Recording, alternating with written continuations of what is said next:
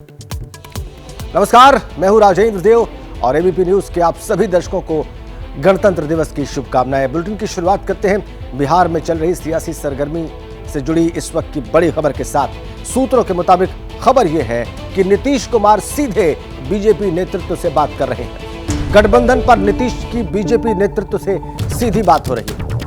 अमित शाह बिहार के सहयोगी दलों से चर्चा कर रहे हैं। नीतीश से गठबंधन पर सहयोगी दलों से चर्चा कर रहे हैं गृह मंत्री अमित शाह। सूत्रों के मुताबिक गठबंधन के लिए फॉर्मूले पर चर्चा हो रही है। चर्चा हो रही है कि एनडीए में वापस आने पर नीतीश को केंद्र में मंत्री बनाया जाए या विधानसभा चुनाव तक नीतीश को सीएम बनाए रखा जाए। चर्चा इस बात पर भी हो रही है कि आज गणतंत्र दिवस समारोह खत्म होने के बाद नीतीश के साथ गठबंधन का फॉर्मूला फाइनल हो सकता है।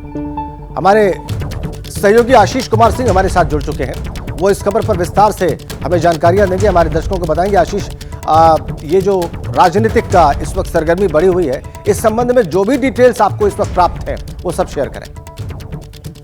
जी बिल्कुल राजेंद्र, आप ठीक कह रहे थे कि सबसे ज्यादा महत्वपूर्ण बात तो ये है कि जब भी पहले देखें आप बीजेपी के साथ जनता दल यूनाइटेड नीतीश कुमार के जाने का कोई भी एक्टिविटी हुई तो आरसीपी सिंह या कोई ना कोई नेता बीच में रहता था जो बीजेपी के नेताओं से बात कर रहे होते थे। हमें जो टॉप सोर्सेज ने बताया है, इस दफा नीतीश कुमार सीधे बीजेपी के नेतृत्व प्रधानमंत्री मोदी और अमित शाह से बात कर रहे हैं और उसका नतीजा है कि अमित शाह कल, जैसे आप देख रहे थे, तेजी से घटनाक्रम बदल रहा था। अमित शाह स्वयं खुद बीजेपी की लीडरशिप आपस में फैसला करने और फॉर्मूला, आप ठीक कह रहे हैं कि उसके बारे में बात करने के अलावा बीजेपी के जो एलाइज हैं, चिराग पासवान या दूसरे, उनसे लगातार संपर्क में है। और कल भी चिराग पासवान और बाकी नेताओं से बात की गई कि वो कितने कंफर्टेबल हैं नीतीश कुमार वापस बीजेपी के साथ एनडीए में शामिल होते हैं तो और बिहार में सरकार बनाते हैं, तो उनकी राय ली गई। और निश्चित तौर पर इन कांग्रेस पर बात हो रही है कि उन्हें केंद्र में ले आया जाए मंत्री बना करके, या फिर उन्हें 2024 जब तक चुनाव नहीं सिमट जाते तब तक उनको मुख्यमंत्री रहने दिया जाए। और इस बाबत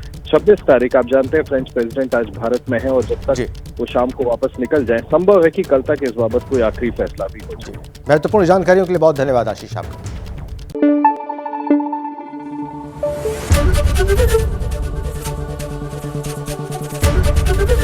एबीपी न्यूज आपको रखे आगे।